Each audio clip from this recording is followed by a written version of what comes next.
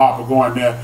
The word around the campfire events is they are trying to get rid of their Yasiel Puig money to clear up, to free up money in hopes that Harper comes there. Now, one thing I do understand is Harper has made concessions to say that he's open to playing first base. One team that comes directly to mind that does not have a first baseman, that is the New York Yankees. That means he may just want the spotlight. If he's trying to go get in the spotlight, he'll go to Los Angeles or he'll go to New York. Me personally, if you're just trying to get in that spotlight, and right now the path of least resistance would be right there out west in Los Angeles. The weather is better. You're going to get the same flavor on the media coverage, and it's the Dodgers. I mean, it's the Dodgers. There you go. It's the Dodgers. So we'll see with this Bryce Harper thing. The winter meetings start next week, so I'm going to have a little information on that. It's good to see brothers that like baseball, man, because on my on other station, other people, I could all but hear my listeners go to sleep when I start talking about baseball. Watch out for my Cubs in St. Louis for Harper Services, too. The Cubs, wow, that would be interesting, man. Shout out to Vince for being a Cub fan, man. Even though I'm a White Sox fan, he repping my city. I got the message. Go hard, man. And if you go to St. Louis, I'm the man is here. Even though I like the Cardinals, but that's somebody going against my city. And I don't like the Cubs, but you know, as long as you inside the boys, I'm a root for you. Once we leave, like I always say, if you talking to me inside Chicago, screw the Cubs. Once I leave the state of Illinois, I'm a fake ass Cubs fan, repping the Cubs hard. That's how I go, man. Got to rep the state. That's all. Now, I want to talk about this Thursday night football game. I'm going to get on a little football, then I'm going to go hard in basketball if y'all don't mind. Unless y'all want to talk about something, please present it to me, and we're going to kick it. You know, y'all know how I do. I get involved with the Chatroom. The Chatroom actually is the lifeblood of my show, if you haven't understood that. And if you want to call in and chop it up with your boy, they go to number 773-803-9824. I welcome all calls. I love talking to the people. It's the lifeblood of the show. It make it easy for me. Make it fun for me. As y'all know, I'm very opinionated, and I love to hear your opinions or read your opinions to the rest of the people and have a little fun doing it that way. Either way is good with me. I'm either yap till your ears get tired, or you gonna call in and chop it up with your boy. Thursday night football from the west side of Chicago, but then my grandmother moved to the south side. I went to Old Comiskey when Harry. Oh, shout out to my man Vince. We broke up the same bricks. Both of us from the W. We from, see, you know what? Vince must have moved from the west side early, because he was from the if he was living on the west side when he was like 16, he just said I'm from out west, but he's still a west sider, true and true. That's what it is. So. But yeah, man. So Thursday night football was a good game. It really wasn't a good game. It was a good event. Derrick Henry's coming out party again. Reinforcing your man H. Check him out. I see you. 57 and Morgan. That's what's up, man. So sorry. But it was Derrick Henry's coming out party. Reinforcing giving me more affirmation with my line of thought that kiss my ass when y'all tell me this is a passing. Your mom moved to Minneapolis when you was 5. You still from Chicago, we still part of the same. We still part of the same tribe. She just expanded the tribe up to Minnesota. That's all that was. It's all good. But reaffirming my line of thinking that this is propaganda. This is propaganda. This passing lead thing, because I don't know about nobody else. I know, let's just not go into big time football and big time baseball. The way the minute show is in the building, holla at your boy. Thank you for joining. Big mad love to the way the minute show. Reaffirming my theory that, or my line of thinking that it's all propaganda to make these quarterbacks look good and throw shade at the running back, so you don't have to pay these running backs no real money, and keep giving these quarterbacks more money than they actually deserve, if you ask your boy. Because look, let's just take it to just the rudimentary level. Just Playing football after school, playing football on Sunday before, playing football on Thursday on Thanksgiving. Most of us have done that. Now, when you talk about that, the colder it got, even the fastest dude on the field was a regular dude. It's just like with mud. You playing in mud, you playing in real slick environments, and you playing in cold. There are no fast people out there either. Now, we're going to see who the tough people are. We're going to see who the dudes out here is trying to play football, and we're going to find out who the football players. And the reason I'm bringing that up is this. When you watching the NFL, the colder it gets, the more you need to run the football. People who don't believe me, all you have to do is check Tom Brady's statistics in December. His statistics fall clean off a cliff in the latter part of the season. The reason being, there's no such thing as I'm faster than you when it's super cold. It's this when it's super cold. Everybody the same speed. Now we're gonna see Derrick Henry, Le'Veon Bell, Todd Gurley. We'll find out about Todd Gurley tomorrow.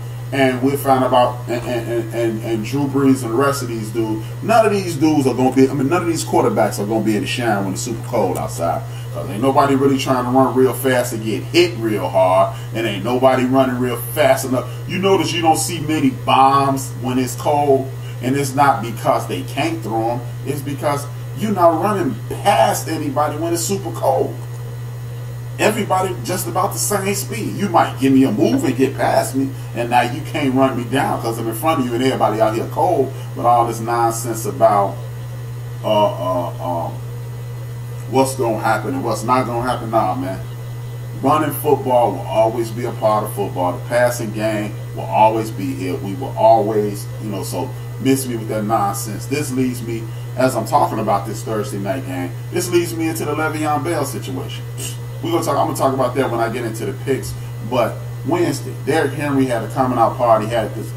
He will forever be in the NFL record book. Shout out to Derrick Henry.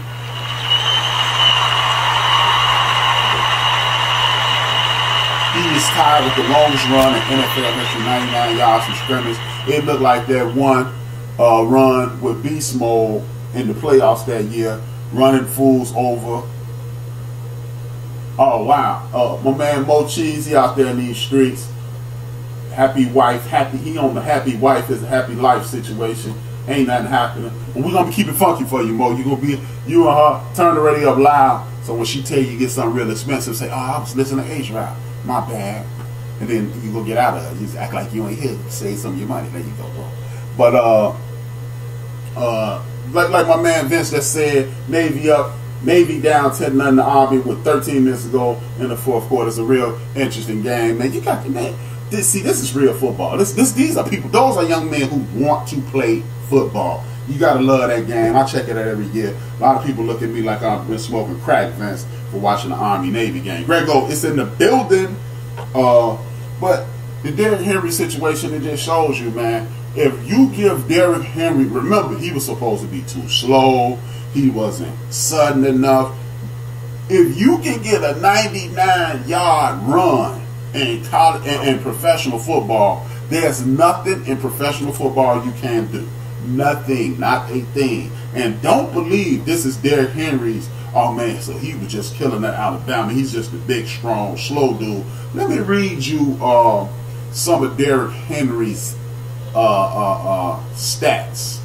First game of his senior year, 336 yards, 10.8 yards a carry. Next week, 242 yards, 16 carries a game. 16 yards a carry. The next game, 303, 7.3 yards a carry. This dude, for his senior year, he had 300, 246, 303, 510, 346, 201, 215, 455, 246, 404, 485, 189, and closed the season now with 317 yards for 4,261 yards. That's in his high school career. This dude went to high school in the state of Florida. So you can't be no Rudy. It wasn't like he was in the suburbs or some obscure town in some obscure state where it wasn't no bros and they couldn't put him on his behind. Derrick Henry, the truth, man. So let's stop this nonsense about Derrick Henry and the running game in the NFL is obsolete. And when I start talking this NFL, NBA, if y'all want to talk about it now, just speak on it. I'm going to talk about how the homie Joel Embiid is saying enough with these damn threes. The reason I was drafted is because I'm taller than the average guy in the world, and why would I be shooting this three? That was one of the slowest TD runs I ever saw. And what was Jalen Ramsey? Jalen Ramsey did none of them damn none of them damn Jacksonville Jaguars want to run touch that boy. That was insane. And you're right. Did nobody want no action? What was this big mouth ass at? But I think he on the loafing side of the game, but that's a whole nother situation. Interesting start to this year for Derrick Henry. The Titans never let him carry the ball 20 times or more. He has 5 games where he had 8 carries or less. Looks like the Titans never used him accordingly. Exactly. Derrick Henry is a much slower version of Herschel Walker and the classic running back. You get them moving. Look, understand. You know what?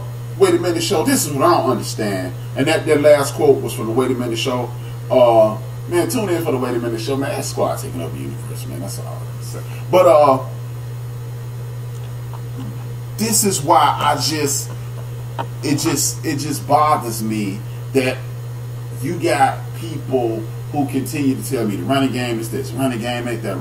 How the hell the running game is meant to brutalize? It is meant to put people to sleep. Football is a game where you have a human imposing his will upon another human. Don't get me wrong, the passing game is dope. I used to play corner, so if they really weren't throwing the ball, I wasn't the happiest. So, but at the same time, you got to get Derrick Henry the ball. You have to get Herschel Walker the ball. You have to get Jelani. Man, my fault. Thanks for putting me up on the brother's name. Much love. I hope I said that right. Yeah, man, you got to get a man the ball. How will we expect it to get a ball 8, 9, 10 times and then you supposed to take over the universe? It does not work that way. Miss me with that nonsense. I ain't trying to hear it. They misused them. Hopefully another player that's being misused is Murray up in Minnesota. He's not built to share time with my man Cook. You have to brutalize people. You have to impose your will. And then when the fourth quarter comes, as Deion Sanders used to say, when you're a linebacker, when you're a defensive lineman, when you're a defensive back, you got to make a decision. Because when them big old jokers running at you, you got to be like, oh damn, I don't feel like this. And that's when you find out who playing football and who are football players. My man the greatest said the team gave up speaking about the Jaguars. They quit big time. They definitely quit big time. Which leads me to another question. Doug Marrone. Why ain't nobody talking about him losing his job? Because don't get me wrong, I'm not taking up for nobody. I'm not gonna make excuses. Y'all know me. I'm siding up the bros no matter what. But everybody asked for Marvin Lewis' job. 4 weeks ago, you was asking for John Harbaugh's job. Y'all want my man out of the Jets. Y'all want his ass out of here. But Doug Marrone, you were supposed to be making a Super Bowl run. The worst case scenario, you should have just been vying for that division. RC in the building. Thanks for joining me, brother. Doug Marrone, your seat need to be hotter than $2 coochie, man. And your ass, you comfortable. You ain't developed. See, this is the part that really annoys me about the NFL.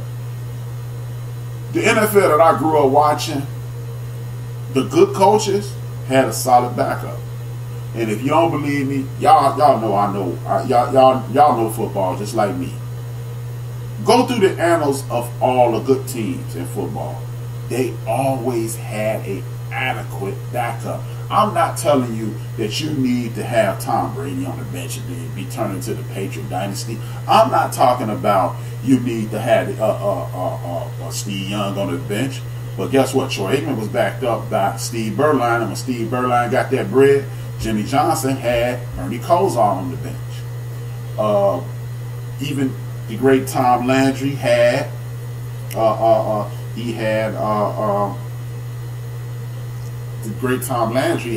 Danny White on the bench. Dan Marino had Scott Mitchell on the bench. I'm not saying that you got a Hall of Famer on the bench, But damn, why is it just retarded kids on the bench? It's crazy. It's just